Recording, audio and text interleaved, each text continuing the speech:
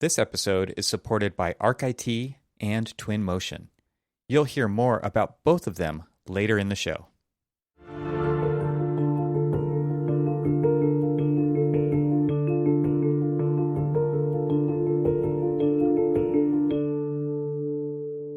Welcome back to the Troxel Podcast. My name's Evan Troxel.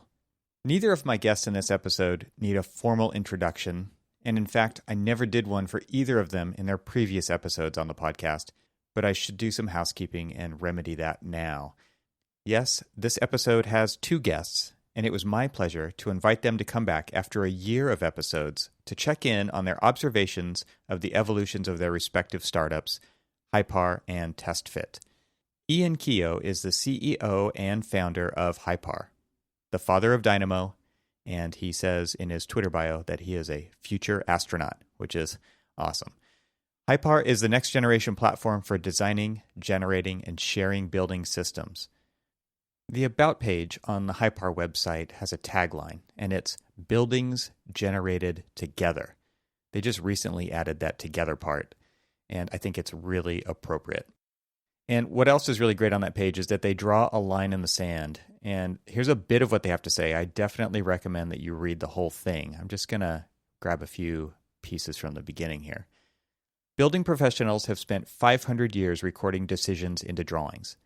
Building visionaries have spent 70 years telling us we could generate building designs, but instead, the software industry automated drawing lines. And then 20 years later, they automated drawing walls. We can do better. We can do better as professionals, as an industry, and as a building community. The software industry has shown us how, not with its products, but with its practices. As the software industry continually accelerates by capturing and sharing its expertise through automation, every day the building industry still confronts the limitations of human time and effort by starting every project from a blank page. It doesn't have to be this way. I love that. And again, I recommend you read the whole thing on the Hypar About page. Let's talk about Clifton Harness. He is the co-founder and CEO of TestFit. His team designs scalable processes for the future of architecture, real estate development, and engineering. TestFit's algorithms and co-creation tools help developers, architects, and more solve site plans for multifamily, hotel, parking, or garden apartments in seconds. That list just keeps getting longer, by the way. TestFit is the ultimate building configurator, and maybe that should be trademarked, I don't know.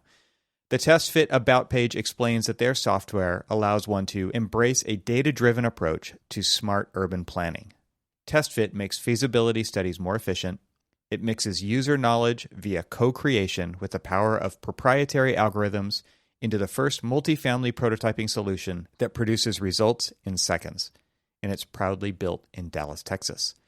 Ian and Clifton joined me in this episode to talk about the evolution they've experienced in their different kinds of startups, Hypar as a platform and TestFit as a product, and take us behind the scenes to share what it's like running their companies, building their teams, and building their software as CEOs. There are many lessons learned that are shared in this conversation. And there were other potential unused episode titles that came from our conversation which were deeply considered. A Whole Flotilla and Feral Desire, both thanks to Clifton. But they are now going on the list of good names for bands since they didn't make the cut. Most importantly, after all of that introduction, I have to say that these two are simply fantastic humans, and it's always a pleasure to talk with them in person. So without further ado, I bring you Ian Keough and Clifton Harness.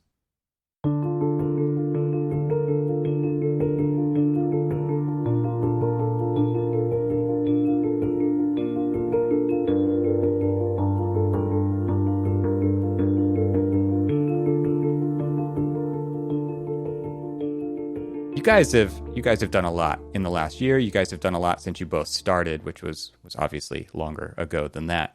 But I think there's a lot of similarities, and the reason I wanted to have you guys both on is I always find myself finding the memes on Twitter or on Instagram, how it started, how it's going. And so that's what this episode is. There's always some picture of, on the left, how it started, picture on the right, how it's going. And I thought we could paint that picture together here for the audience and give you guys an opportunity to talk about how much things have changed, even in your kind of in the startup world. Obviously, things move very fast compared to the architectural profession in the startup world. But even just with your own kind of thinking that you had whenever you started a few years ago to now, and how different it maybe of a trajectory that you're on than you maybe thought you would be on. And maybe trajectory is not the right word. I think you guys probably both had an idea of the kindling that you were lighting back then and now the bonfire that's burning. But at the same time, you probably aren't in the exact same location that you thought you were going to end up when you charted it out so long ago. So I wanted to give you guys each an opportunity to kind of tell the audience that story, who maybe don't follow you as closely as I do, or people who follow you directly. But I wanted to kind of lay out some bullet points ahead of time of similarities that I see between the both of you and why I think this is such a good conversation to have with you two specifically. You guys both, was probably December of this year, presented to the AIA's Strategic Council about technology that's impacting practice. I think that was December. And there was a lot of it was kind of a come to Jesus moment. It was like, this is happening and this is what's going to happen. It was very much like foreshadowing the things that you guys are seeing being so close to the blade of startup world, and especially in regards to how that's affecting the profession of architecture and engineering. You guys are both pretty much, I think, seen as the darlings of the AEC tech startup world. Definitely, you guys have like the charisma and you have the character, the honesty and the transparency. And you guys are just out there kind of talking about what's going on quite often. And so you're doing a great job at PR. You're very focused on the future of where things are going, not necessarily only trying to build on where things have come from, not trying to reinvent the drafting table, not trying to reinvent something that just gives us drawings. You spoke about that specifically in your talk to AIA, if I recall correctly, Ian. You guys have both built amazing teams. So you guys have become employers to larger teams. You started out with 1 or 2 or 3 people, and now your teams are larger than that. And not just to grow, but to enhance, right? Like to make, you're adding pieces to your puzzles that you couldn't do yourself. And so I think that the people that you guys have attracted and kept in our industry is fantastic, without the risk of losing them to outside of the industry or tech specifically. You guys work with each other. So where you don't do something on your team, you're collaborating, you're integrating with others. You guys could probably both give examples of how you're doing that. And then I think where I'll leave it here is you guys are both teaching others. So your teams are teaching others. You're putting stuff out there for people to consume that's beyond just here's how the product works, but here's how to become an expert at doing this yourself. And it's not hard, and it doesn't take a specific degree in anything to do any of this stuff. It's like you guys have democratized and created platforms and made it easy for people to access this kind of stuff. And then you take it the step further and say, here's how. So Clifton has recently released an ebook, which is above and beyond, I think, the TestFit platform. And Ian, you guys have been putting YouTube video after YouTube video out. You're even now like trying to say, hey, come show up to a live stream and try to stump us. So we'll try to build something. So I think it's fantastic. That was a bold move, by the way. Bold move, Ian. Yeah. What could go wrong, right? So let's start with you, Ian. I've known about Hypar for longer than TestFit. So let's start with you, because I have to find a way to start with somebody here. Start to paint the picture of when you and Anthony started Hypar, and maybe give a timestamp to that and where you kind of thought you might be going when that happened. I left Autodesk in late 2017 and started Hypar very, very early in 2018. And Anthony joined me, I think, that summer. But we were already talking about, what Hypar would be. And the first version of Hypar is funny because last Friday at our happy hour that we have every week with the team, Anthony gave the deep tracks, the deep cuts of Hypar, nice. And it had like screenshots going all the way back to the very first like little experiments that we worked on together. And it made me remember how much we were thinking that we were going to sort of target what we were building for architects. And it was largely because prior to working together on Hypar, in Autodesk, we'd worked on the generative design for AEC team. And that was mostly like targeting architects. Mm-hmm. And sort of on the side, like also like other entities that were using Revit, but it was all stuff sort of built on top of Revit. And it was mostly architects we were talking with. And also because that's like my background going way back, that was my network. And that was Anthony's network, having worked in product management at Autodesk. So we figured, yeah, we're going to sell to architects. And so we spent the better part of like the first 2 years of this company exploring our customers and learning that in fact we're probably not going to sell a lot to architects. And the reasons for that are numerous, and it's been an absolutely awesome experience to talk with all of these new and potential customers in sectors that we didn't even really know anything about. And I'll give you a perfect example. Architects already are pretty well served by software. Like they've got Rhino Grasshopper and they've got Dynamo on Revit, and they've got, even those who aren't using that stuff have AutoCAD and everything else. But there are large sectors in our industry that are pretty underserved. They're trying to use the softwares that have been made for architects and engineers, and they're not like targeted to them. And one of those is like building product manufacturers. So a lot of building product manufacturers, if you take like a Hilti, for instance, Hilti makes their money when they sell you stuff that hangs in the building or hangs your stuff in the building, anchors and, MEP hanging stuff and fire stopping and all the stuff that Hilti makes. But some of those are like highly engineered systems. They lose money on the engineering part, but they make money on the sale of all the stuff. And they lose money on the engineering part because it's largely still manual. They get like a Revit model from a customer, and then they like very meticulously lay out these systems and try and redesign parts of the user's design to work with Hilti configurations and everything else. But they lose money on that. And we thought, okay, well, that's interesting. That's like one data point. And we started talking to more and more building product manufacturers, and they all kind of said the same thing. They were like, we don't really have software that will generate this whole analyzed system for us. And it takes us a really long time to get to a sale, and it's all human labor, and everything else is very expensive. So we saw that as an opportunity. Like, Hypar is all about defining these systems that work together. And so whereas we thought we were going to be doing space planning and that kind of stuff like targeted architects, we started looking at things like MEP layout and structural layout and ceiling grids and fire systems and lighting systems and like all this other stuff that's buried inside the walls and the ceilings and everything else. And that was just really eye-opening for us. And then the other one that we found was contractors. Contractors use Revit now because the architects use Revit now, but contractors have 1,000 different problems that are like little generative things that they need to solve. Concrete formwork, is a perfect one. Drywall optimization. They've got tons of these, and the more sophisticated contractors even have things like, pathing analysis for how long it takes a guy to walk from a stockpile to the area where he's putting work in place, and like trying to minimize walk distances and stocking locations. So there's all these fascinating problems in AEC in these other sectors.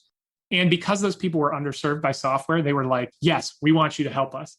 Architects, there's a lot more friction, they're like, well, we already have a Grasshopper script that does this. And, we're already building a web application. Let me show you my web viewer that has my 3D model in it. And it's all brilliant and wonderful stuff, but they're not like pulling it out of your hands in the same way that the BPMs or the contractors are.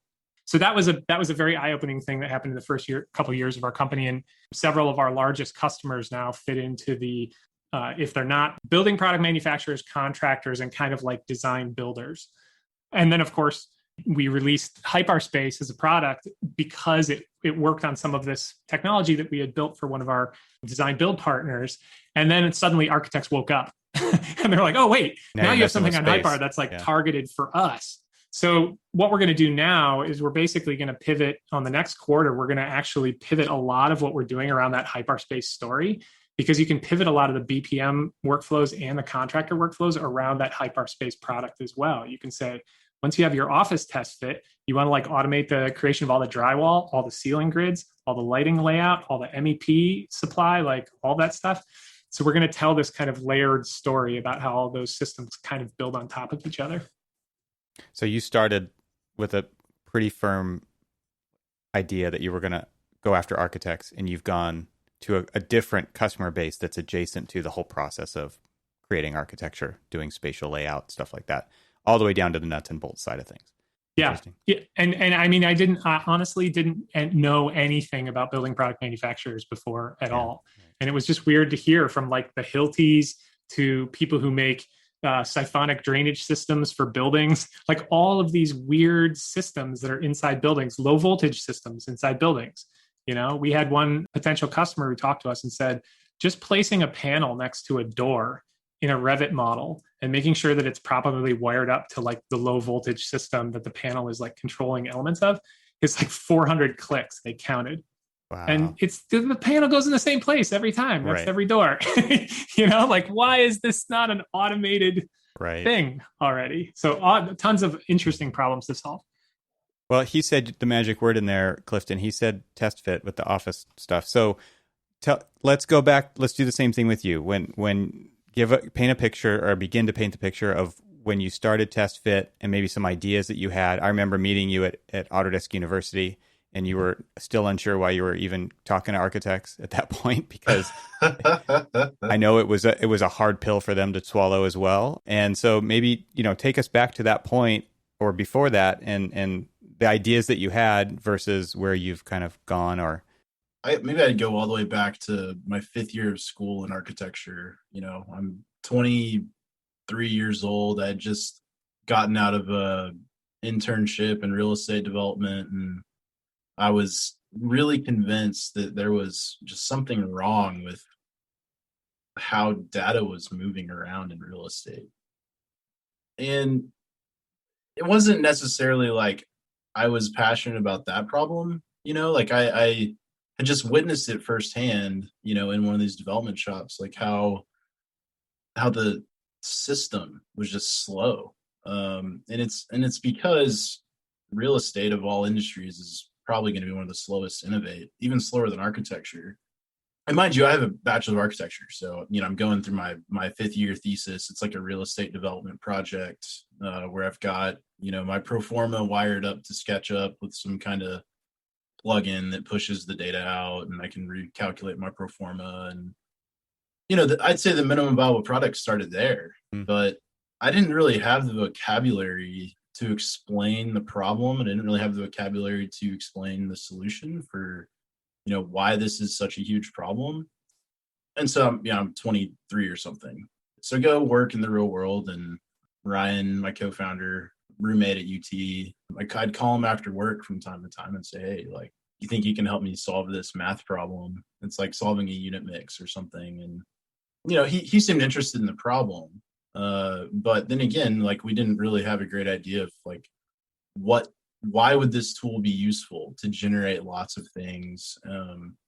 You can solve buildings numerically in the commodity world. Like you can site plan a building in Microsoft Excel. That's how a lot of these guys are doing it right now. So you can do that. So what is the purpose of the spatial layout, and what is the purpose of generating it quickly? And so I was in a bit of a search. There's a problem, I want to solve it. I think it takes a special kind of person, honestly, to get really excited about a problem and then obsess about it. I don't know. That's where it started. Just being obsessed with this problem is like, why? Like, we could generate a lot of stuff, but why do it? I was working on this one project for the developers, Streetlights Residential. It's a project in Phoenix, and actually Tempe, not in Phoenix, near Phoenix. And it was orthogonal site, draw a site plan, check how much parking we have, check our parking ratio. And man, I did one iteration, and then I did a second iteration. And then I can remember we're on scheme F2. So that means there was like at least 3 schemes per letter. And so you're on scheme F2, and you're like A, B, C, D, E, F, 6. I've drawn 18 of these plans. And you're kind of doing the same thing every single time. You're like setting your setback, you're setting your property line, you're setting where everything needs to be. And, I was sort of walking my co-founder through it, and he's like, hey, you're describing an algorithm. So you're like, okay, so you mean an algorithm is just like a logical list of steps to follow? So Ryan's, educating me, and he's providing me, more grammar to explain the problem that I'm trying to solve. And in development, we're doing a lot of iterations because the financing might change, or the construction pricing might change. The land guy might come back and say, hey, I think my land's worth more. So you're constantly moving pro forma around. And the building is so slow to respond to pro forma changes that you're almost like the design team is, the slowest, it's the wheel that needs the grease, right? So I'd say that where we come from, or at least where TestFit comes from, is, a user that really knew the tool that he wanted to make this process a whole lot faster, which is, I think, unique to us, to have someone like me as a founder, because not very many 25-year-olds get the opportunity to site plan. That's almost always done by, the principals or the people in charge of the firm. I don't know, like, you start there. Okay, I know in my brain I don't want to count parking spaces. It takes forever. And I know in my brain that parking garage is just an array of lines. So you walk your co-founder through how you draw a parking garage. You start to learn that the real hurdle to building a product is communication between design and engineering. Like, how do you create that link? And the value of our company, at least in my mind, in the first 3 years, was that I could communicate to my co-founder what the thing needed to be without any documentation, without anything more than a paragraph of text in Trello for what this thing needs to do. And so now, as I fast forward to where we are today, when we're trying to scale our company, the goal of a seed round that we took a seed round in early 2020, really good timing because of the pandemic and everything. But, in reality, the goal of a seed round is, how do you mitigate the risk of this company, specifically with the founder that's doing sales, marketing, support, product design, the main guy that's talking to everybody. Like, I was the largest risk to our company. And the when bus we factor. we raised the seed round, we had Joao over in Portugal, engineer, my co-founder Ryan, and then my sister was working for us part-time, just trying to keep, the back office running. The goal of the seed round, de-risk me from the company. We've now got a whole sales team that operates, and they're significantly more effective than I was by myself. And then support as well. And then we have a UX person that we hired, Shannon, out of, she was at Katera for a while. So she is really desperate to get real working software out there, which is great because she can do that here. I'm not going to say we had a grand plan, because we didn't. Ryan and I fell backwards into this. And I think it's a couple things. It's his duty, or I'm sorry, his dedication to excellence in engineering, which TestFit is an excellent piece of engineering. Like, it's incredible what he's been able to accomplish with the app. And then de-risking. So we've got Alex Gordon Stewart from, she was at BIM-Track. She's basically created several stories for a lot of startups, and incredibly successful doing that. I've got a development guy from Brookfield. He's now running sales. He's incredibly intelligent. Jack Yours. He responds to every email, yours truly, because his last name is spelled with a J. So he's got a bit of he's punny attitude. Matt Kendall, he was a guy that worked for a firm that really wasn't adopting TestFit, and we just spun up a relationship that way. And now he's the guy that runs all of our demos. He's the guy that is interacting with other people, the first thing that comes through the door. So the joy of the company now is that I get to invest in all of the new employees that are here. I get to teach them things that I learned that were successful, especially in the sales part of this business.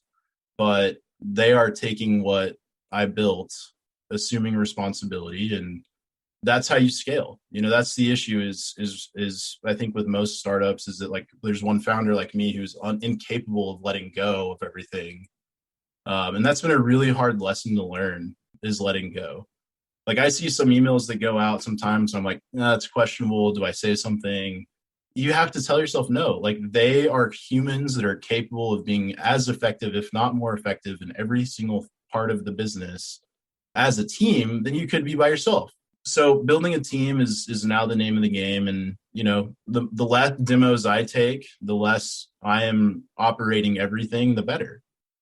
and enabling our team to be as effective as possible is, is the new name of the game. It's almost less how innovative of a technology could you build now, because I think we've built our concept. The market is either going to accept it or not. From what we are seeing, they're accepting it in droves in terms of a feasibility tool for housing in the United States. That's our market, and that's kind of how it's going. I don't know.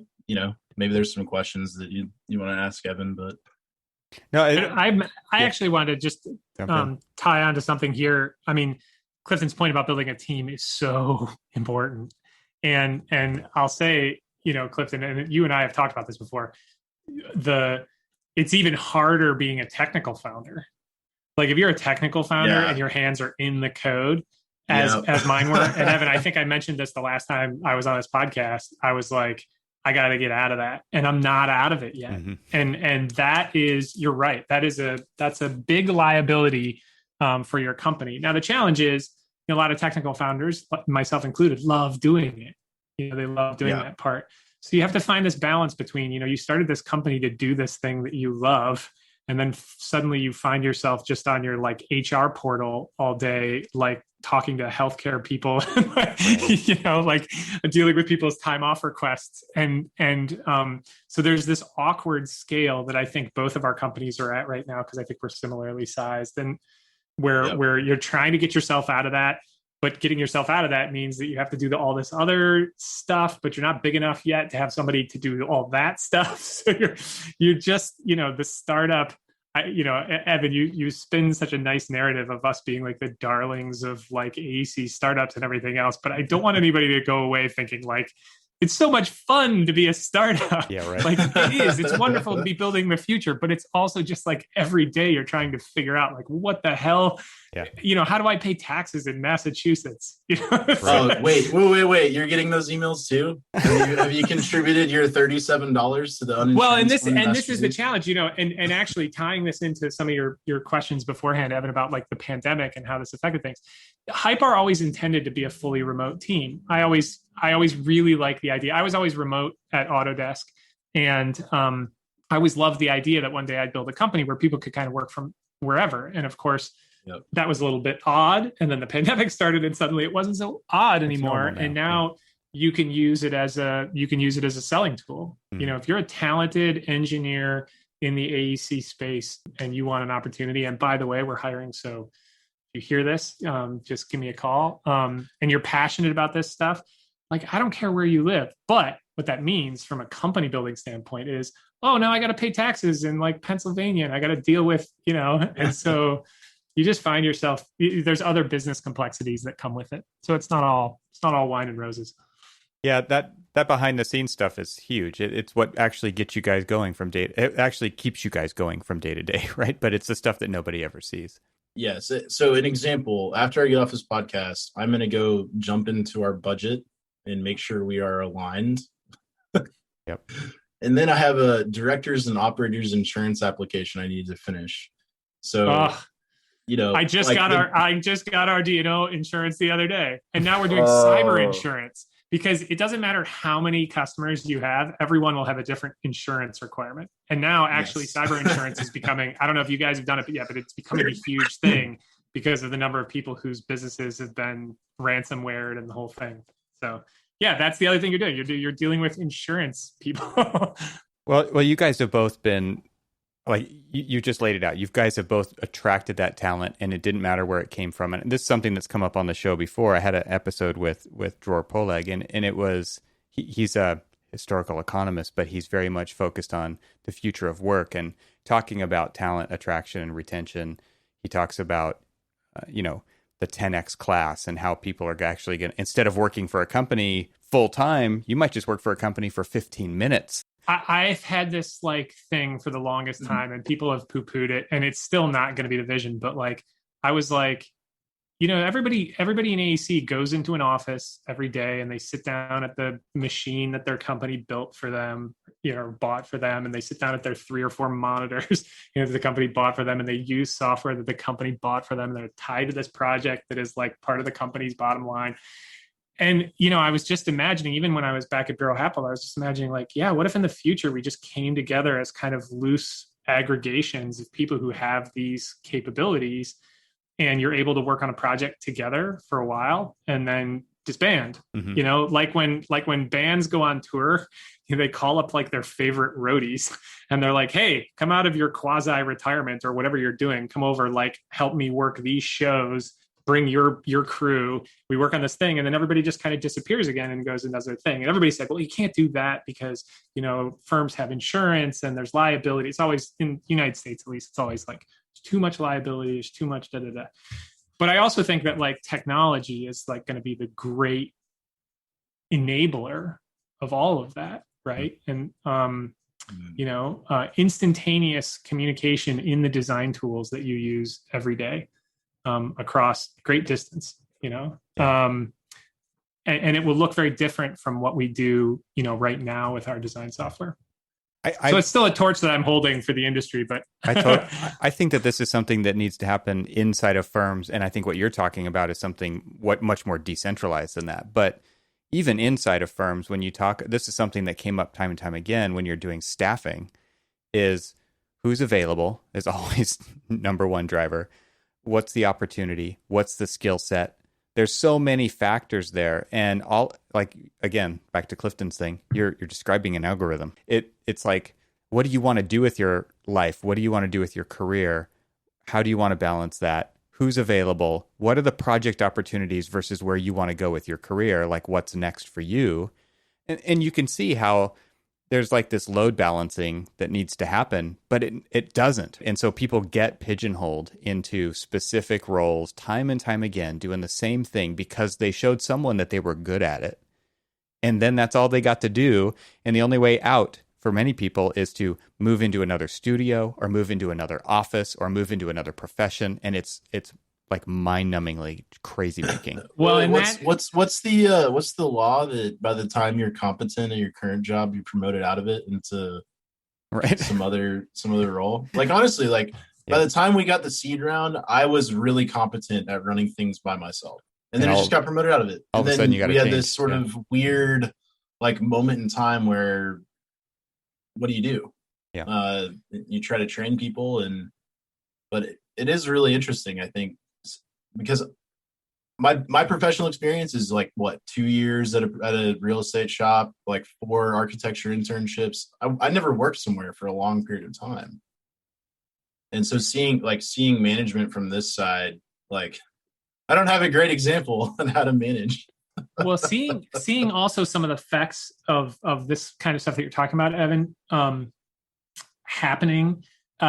You know, this has been happening for a while, the people spiraling out of the industry, you know, and I've seen it, especially because I was involved in the Dynamo project for so long. I saw it especially around technology. You know, people become the technology experts, and then your pigeonholing is like, oh, could you write me a Dynamo script to like rename all my sheets?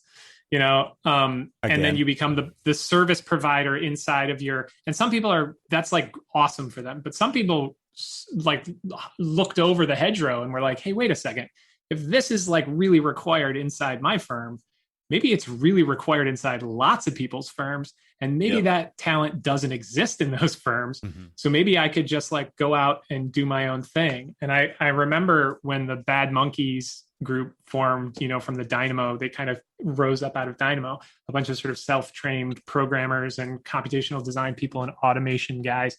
And I thought, you know, this is really, and before that, even like Case, you know, and I thought this is really the beginning of kind of a movement, and that's going to accelerate.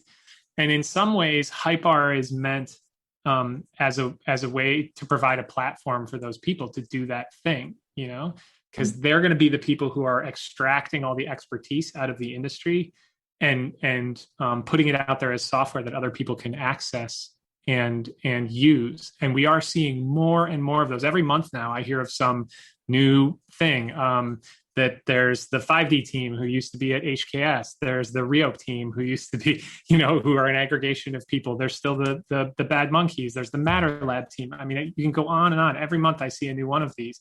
So there's this drumbeat of people spinning out into I like to say a higher orbit, where they're going to be the technology solution providers for the industry, and they're going to pull all that skill that they had and expertise that they gained in those firms up and out into software that's going to be sort of available to everybody.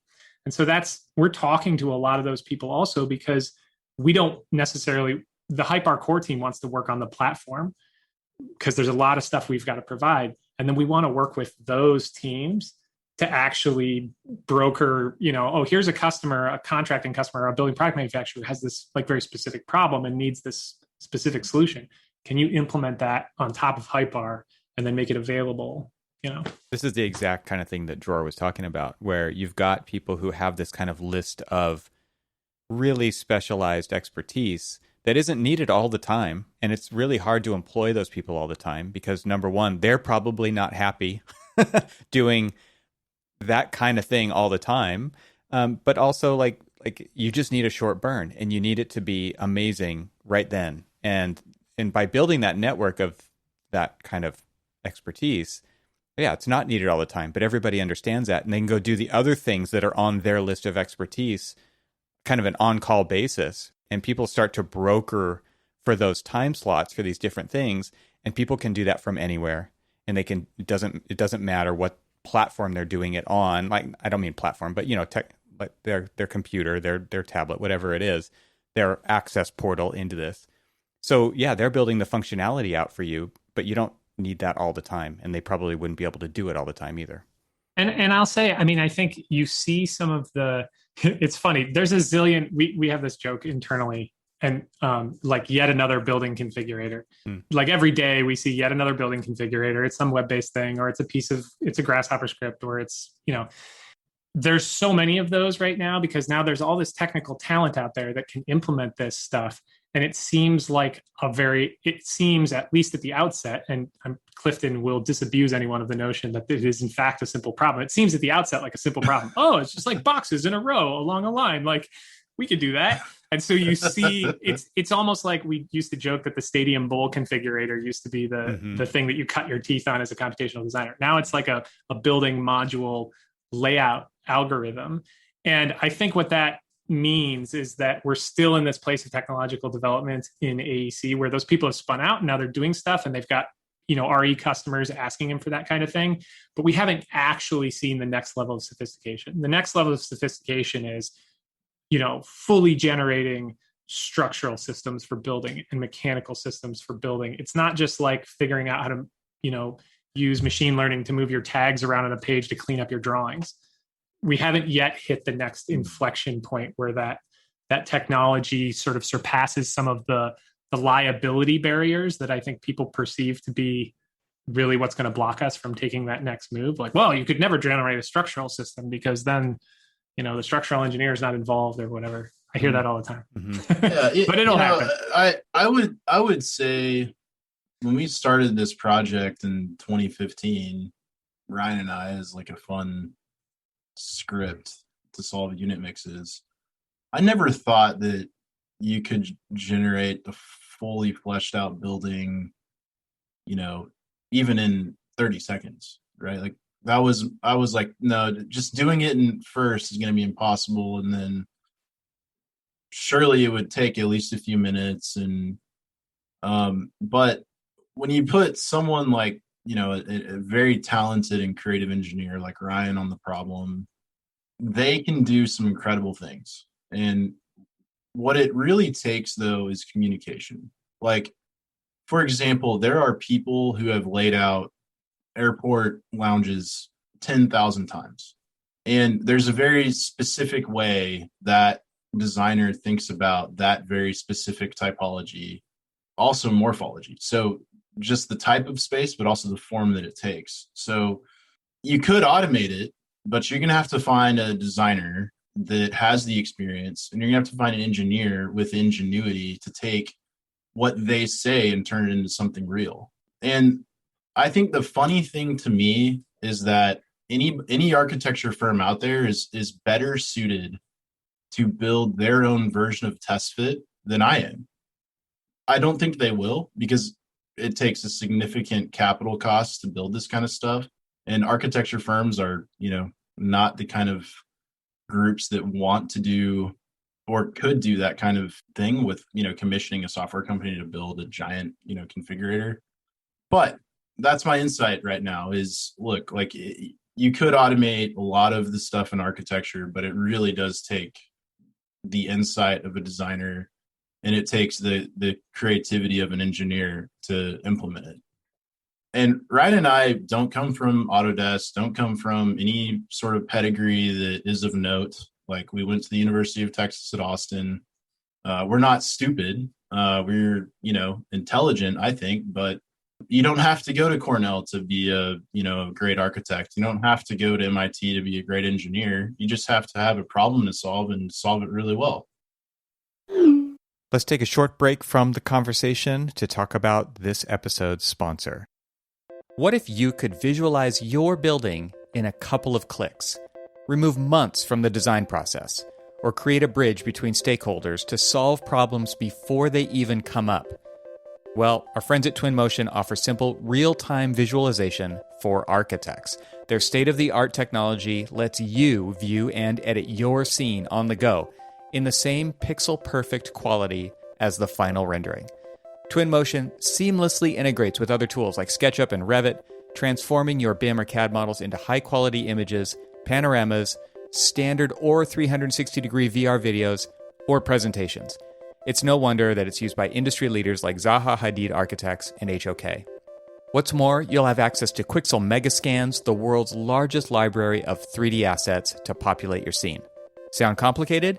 Well, what if I told you that Twinmotion enables anyone to present their biggest ideas in the easiest way possible, regardless of previous CG experience? Or that it uses drag and drop assets and the power of Unreal Engine to truly differentiate your projects? To learn more, visit twinmotion.com, or to download a free trial today, visit this exclusive URL, twinmotion.link/TRXL. That's TWINMOTION, Twinmotion, all one word, .link, not .com, .link/TRXL, which is the name of this podcast. That's twinmotion.link/TRXL to try Twinmotion for free. And ArcIT. One of the things that I really like about the conversation that I had with the folks over at ArcIT was to learn about their Design Under Influence video series, which is really empowering you in the firm to be proactive about how IT is supporting your business. One of the ways that they're doing that is the Design Under Influence video series, and I'm going to put a link to that in the show notes. And in particular, I was scrolling through all of the great training sessions that they're offering in these video series for people who are dealing with IT decisions and running their business. One of the things that stuck out to me was this article entitled Free IT Budget Spreadsheet Templates for Architects and Design Firms, providing you the downloadable spreadsheet that you can then go enter your equipment and the professional services that you may or may not need, depending on the staff within your company. And it really gives you a great overview into what it's going to take to run your business more effectively from an IT standpoint, and also be able to decide if that's really where your best value is served in your business. So, as business owners and architects, how often do we think about our IT provider? Typically, only when things go wrong. And for many of us, unfortunately, this happens too often, especially with the latest emphasis on remote work. I know that I've had to deal with my fair share of IT fire drills. Not pleasant. ArcIT, however, is a very different kind of company. They specialize in serving architecture, design, and engineering firms, and their goal is to help you use technology as a competitive advantage. This means that they understand your technology stack, and they won't waste your time and money learning how your tools work within your process. Combine that with industry-leading response times, proactive remote hardware management, and solid disaster recovery and backup solutions. That's something that everybody should be thinking of, honestly, and enterprise-grade security management. And yet, above all, these are just table stakes for a solid IT company. ArcIT goes a step further. They become your strategic partner when it comes to planning, budgeting, and integrating new technology into your business processes. So all of this sounds expensive, right? Nope, because ArcIT is highly specialized for our industry. Their pricing is on par, or in some cases even lower than other IT providers. ArcIT is transparent and even publishes the pricing right on their website. Speaking of their website, there's also something else you should check out when you're there, and that is their Design Under Influence blog and video series. Again, adding value to IT type solutions across industry, all good stuff. So your business deserves a competent, responsive, and proactive IT partner. Reach out to my friends at ArcIT for a free consultation. So go to GetArcIT, that's GetArcHit.com, arc like architecture in the middle, and click Work with Us. And now let's get back to our conversation. So you guys have both, I think what I'm hearing from you, especially Clifton, when you talk about communication, I think about leadership. And I think about how that is a leader's job, is to kind of be that communicator and make sure that everybody's kind of on point and talking the same language and has the same vocabulary within your group. And so then that starts to get outside of your company. And you guys have both taken different approaches on teaching people. This is one of my initial points, but I think, this is also part of leadership, is you guys want to take people along this ride with you, right? You want to enable them to break out of their existing boundaries and work toward the future picture that you guys are painting for everybody. One thing that you guys talked about in the technology and practice was, like, we've got to get out of our own way. There's only one way to do that, and that is to kind of plant a flag at where we're going and then do everything we can to get there. If we change direction, fine, like that's okay, but we still have to say, here's where we're going for now. How are we going to get there? And then you guys are actually planting seeds out there to help people come along that journey with you. So maybe, Ian, you could start and talk about that kind of strategy. I don't even know if it's a strategy. It's just kind of an output that you guys have within your company. Maybe you can elaborate on that as far as training people to build Hypar functions and to stump you guys on a live call, and like how you're engaging with community so that they do go on this journey with you guys. Yeah, absolutely. We, from the very beginning of the company, we talked about wanting to be an open company. You could look at software and say, well, you should really hold that thing close to your vest until it's really ready and get it out there. But the notion in software is that if you release the thing that you're working on when it feels ready, it's way too late. And so that was one part of it. You want to make sure that you're always pushing stuff out there and you're able to get feedback, even if that feedback is, it's too slow, it doesn't handle this model, I want things to be blue instead of red. Whatever that feedback might be, you got to be ready to be there for it. So from the very beginning of the company, like on day one, we were putting out screenshots and we were putting out, Hypar was live with zero functionality. And people could look at that and say, that's a huge... There's TestFit, make building. But even before that, like, we were generating these like little towers on sites in LA. And like, even before you guys put your storage configurator up there was no functionality. And I just never felt like that was a real liability. I felt like I wanted to do this next thing and say, hey, industry, if you want to catch us, let's go. Because the thing is, there's enough opportunity here for so many entities. We've all been suffering in this industry that has had like a few huge centers of gravity, and we're all like looking up to them, expecting good tools to come down to us. But that's not going to happen anymore. Mm-hmm. What's going to happen is a whole flotilla of amazing companies are going to start up and are all going to like talk to each other and communicate. So openness was one part of the thing. We just wanted to be open about everything we were doing. The other thing we wanted to do was connect. And some of that is made easy by the fact that we're a web platform, right? So it's easy to say like, oh, you have an API that does daylighting? Okay, cool. We're just going to connect to that. Or structural analysis or whatever. We're going to connect to that. We have no designs to try and own that stuff because we're not experts in that. We believe in this idea of sort of connected services. So openness and connection. And I actually see it as an open dare to the big players in the industry. Come and do what we're doing. And you know what? They're not going to, because it's hard. It's super hard for a company and for all the right reasons. It's super hard for a big company that makes a lot of money from like a few pieces of software to say, okay, now we're going to pursue this other sort of research agenda where we're super open and we're building this community and everything else. And so that's a couple of points. And then the last one is like, we encoded that in the mission of Hypar. The mission of Hypar is to deliver the world's building expertise to realize better buildings. And The vision actually that acts above that is buildings generated together. And the together was actually something that we added like, a year into this project, which was like, if we're really going to do this, we can't be generating all the buildings. We have to do this as a community of people. And so in that AIA technology and practice talk that I gave, which was surprisingly well received, I talk about things like the open source movement and how that's where we need to go. And I got such incredible feedback from people like, I'm on board, man. Let's do this. And they were all like younger than about 35 years old. Sure. Yeah, it's interesting because I'm drawing a parallel in my mind to what Musk did with Tesla and open sourcing a lot of their IP to say, like, our vision is everybody drives an electric car and we can't make all of them. So here you go, guys. If you're a car company, have at it. And it is hard. And most of them aren't going to take you up on it.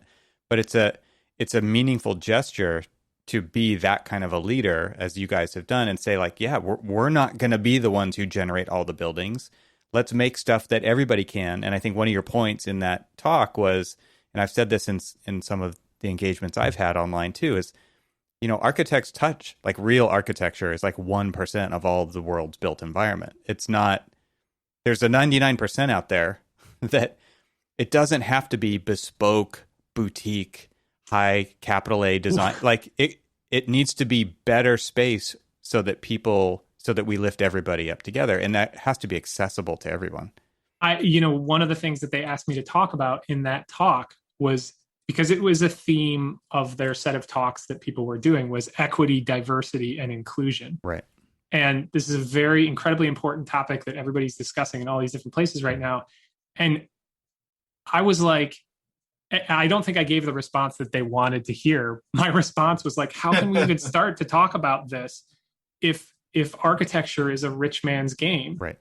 If only the Western white parts of the world, the 5% or less of the world, like, have access to architecture with a capital A, to have access to buildings that don't fall down. Well, and you're talking about the ownership of that is another 1% of this equation, right? I mean, they're the ones who do commission the real architecture. And I honestly believe that the only way you're going to get to equity in people's access to high quality buildings is through technology. There's just no other way. And so that's a challenge. I often talk to the team about, like, imagine the point at which somebody uses Hypar to generate some systems or a whole building on the other side of the planet. And this is somebody they don't speak your language. You've never talked to them. Nobody has ever talked to them. They found this thing. They accessed expertise that came from this broad community of people providing it. And they used it. And then maybe one day they become a contributor back to the community. That would be, and they could do it from their phone. Right. Yeah. And they can do it from any device. And actually, that's an important point, though. I mean, people always laugh. They're like, you can't design anything on your phone. That's true. I always hold the thing up just as a kind of a demo. But the fact is that in the same way that a lot of people are unbanked in developing parts of the world, they're sending money around using their cell phones. Right. The secondary market for all of these technologies that we have in our pockets and our iPad Pros and everything else is enormous. Yes. Billions of devices all around the world, which have more computing power in them than many people in developing areas have ever had access to. And there's going to be fleets of Starlink satellites up in the sky. Connected. Everybody's going to have high-speed internet and a high-powered computing device that they can access this expertise. And I'd certainly like to take part in giving it to them. This is the part, Clifton, where you announce TestFit on iOS. No, I don't think we'll be on mobile as long as I'm in charge here at TestFit, but maybe a web viewer.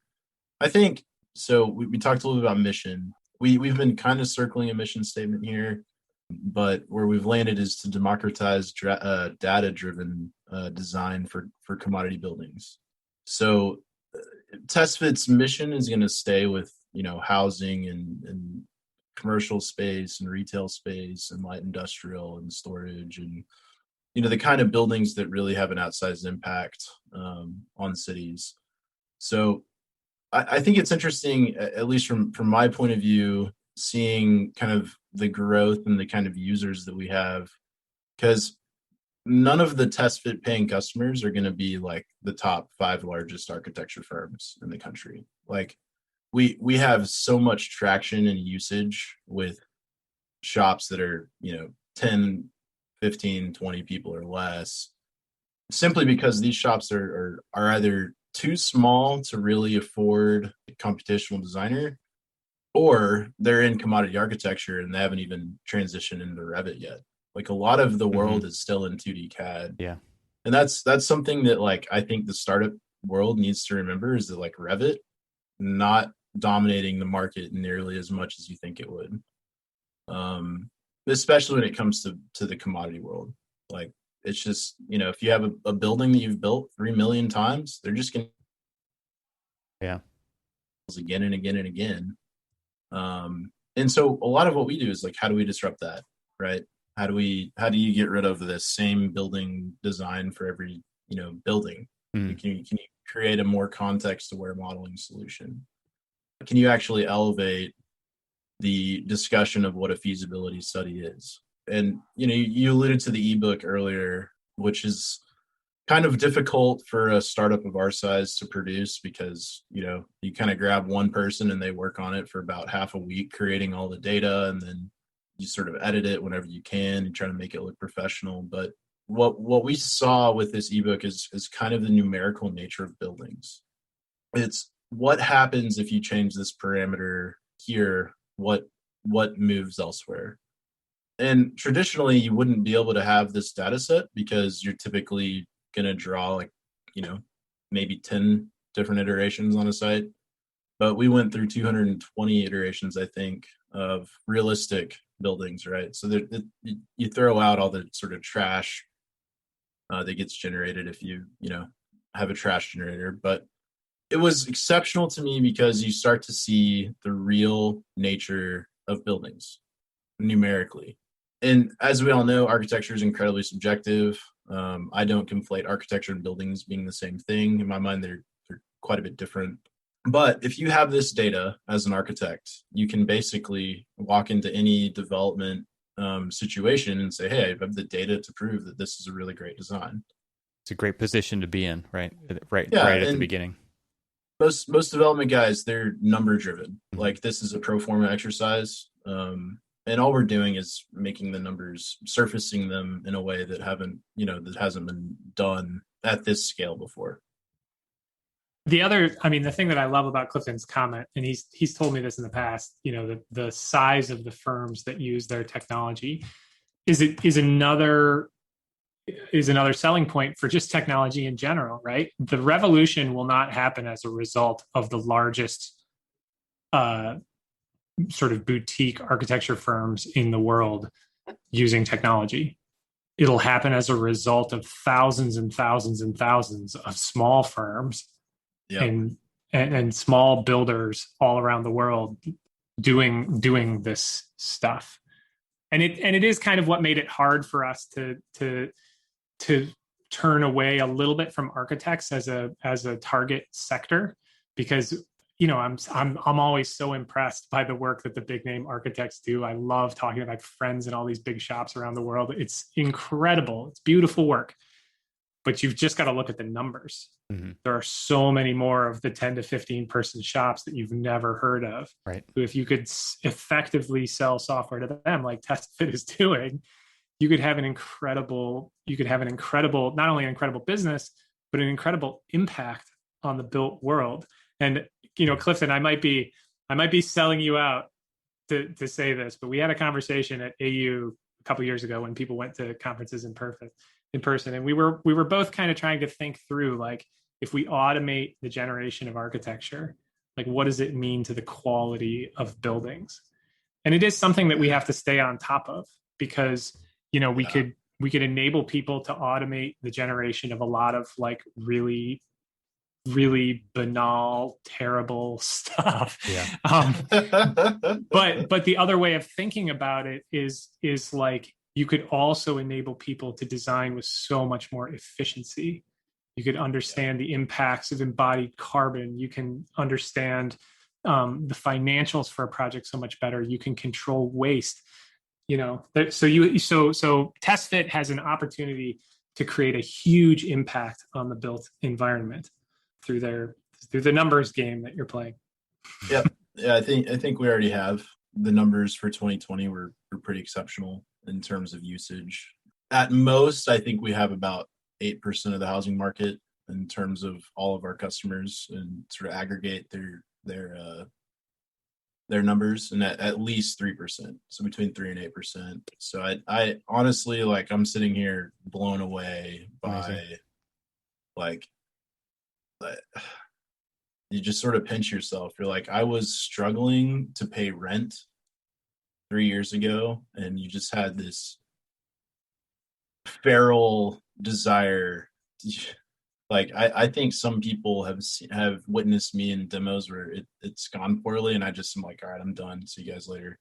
Because your desire to survive outweighs your desire to be, a good salesperson.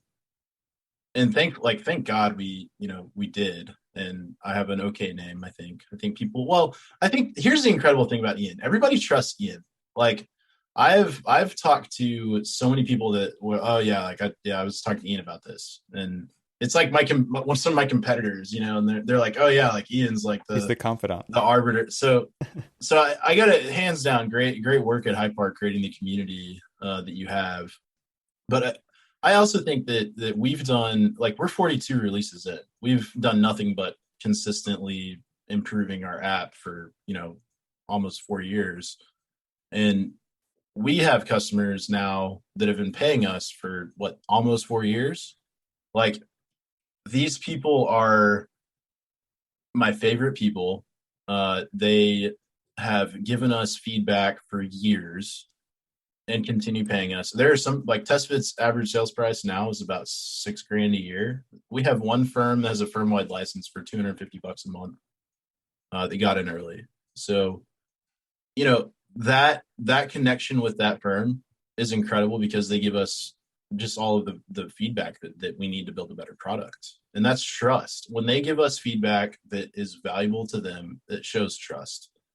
And architects, I think, are historically not going to trust a software company at all. That they're suspicious, maybe, which I think is maybe deserved.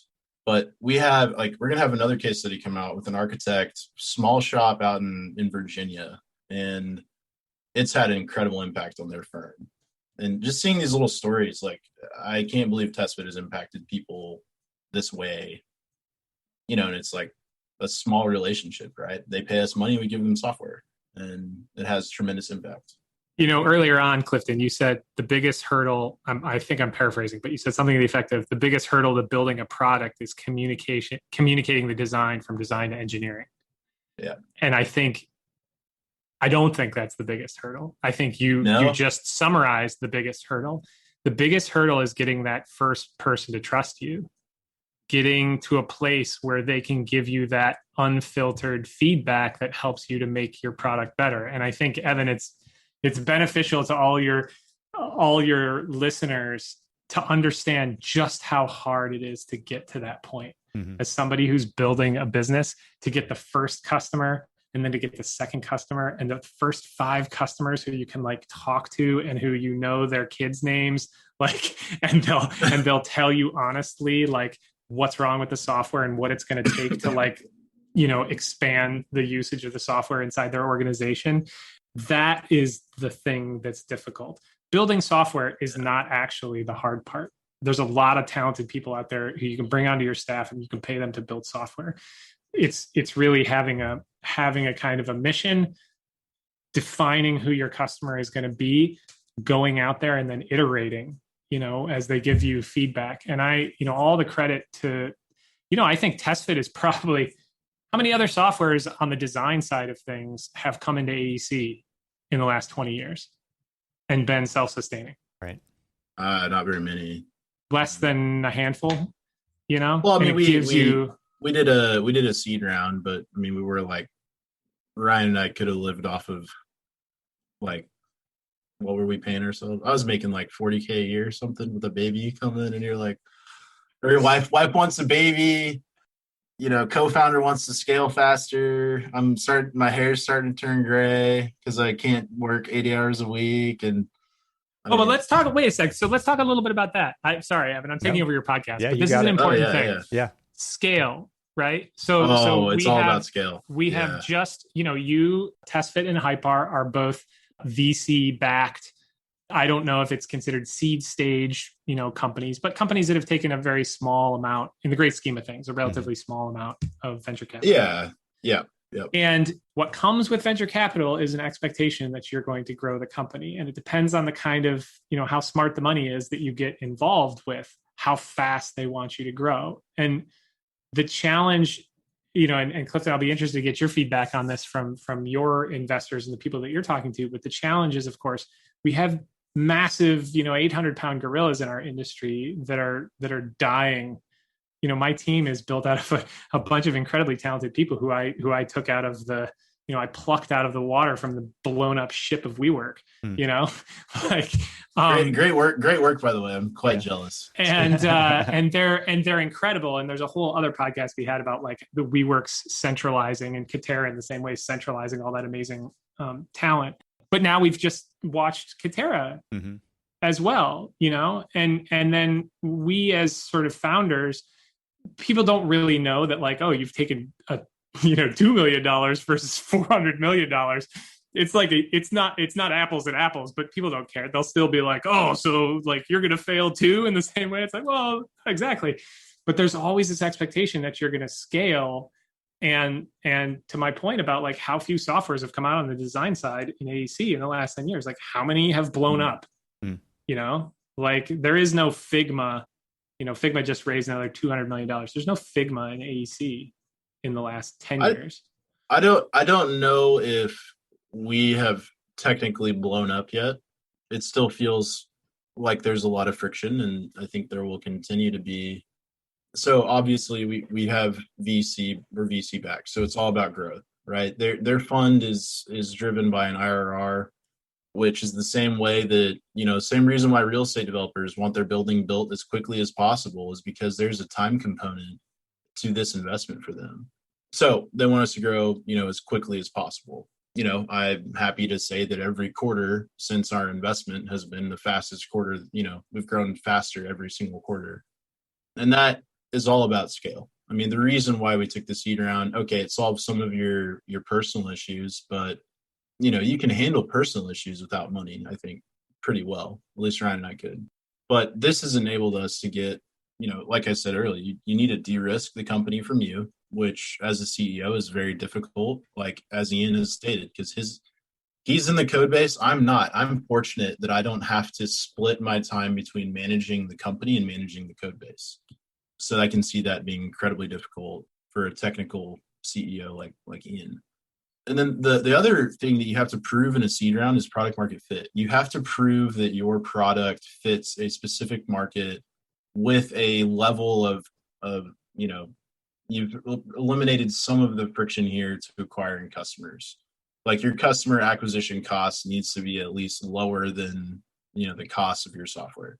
Now, this is a traditional, software company that we're building. We're not a platform like Hypar, so the optics and how we sell are very different.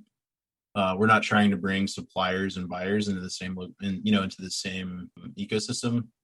So it also makes our job, I think, frankly, a little bit easier than Ian's job because he's got to convince both. Well, yeah, maybe it does a little bit. I was about to take exception with your definition of what seed means, but then you clarified that it's different for you than it is for us. It's true. For you, seed is like, well, we've already demonstrated that we can sell to these residential design customers. Right. Now it's just about how do we scale that? How do we go from 3 to 8% to 25% or wherever you want to, whatever you could reasonably expect. For us, there's a longer arc in our story, as I think you might imagine, delivering the world's expertise. Right. It's not going to happen. But what you do need to do, the seed is there to demonstrate that you could start to onboard those early customers and start to take people on that journey with you.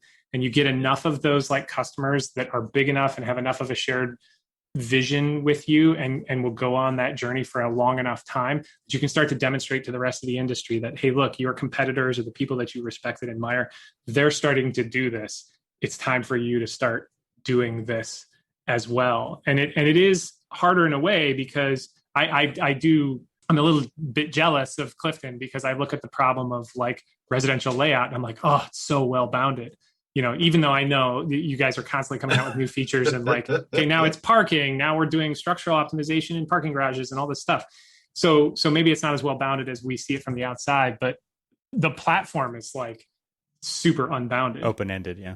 Yeah, anybody can come and build whatever they want. And so that customer acquisition cost that Clifton talked about, it gets easier and easier for him every time as he's turning that crank to figure out, okay, this is the first date I had contact with this customer. Then we made this sales call. Then we demonstrated this capability. Then we got them a demo of the software and boom. And you're just like, okay, it took us 2 weeks, and our customer acquisition cost was some of Clifton's time, some of our sales guys' time, so on and so forth.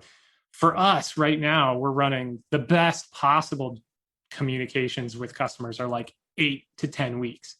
That's like a fast turnover for onboarding a customer who wants to do something, because you have to teach them. This is like a whole new vision for how they're doing stuff. It's not just like a Revit plugin or a Dynamo workflow we're going to build for them. So that's a real challenge for us. We got to get to a place where the vision is clear. There are examples on the platform that people can look at and say, oh, I get it. Like if I squint, that looks exactly like the thing that I do. I understand enough. And then they can sort of onboard themselves and we can drive that cost out. And if we can't do that, it's going to be a tough road to hoe.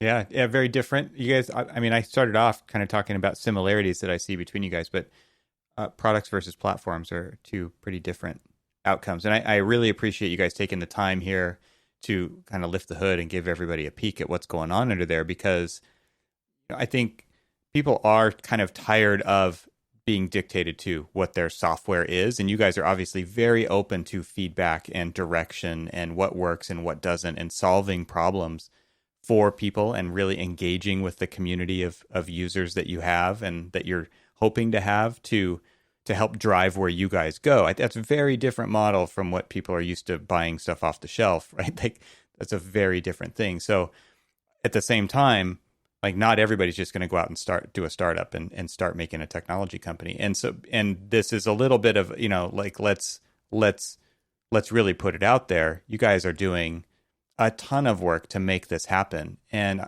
my hope is by exposing this conversation to a larger audience that they appreciate what you guys are doing. And so, gentlemen, I really appreciate your vision, your mission, and just your diligence.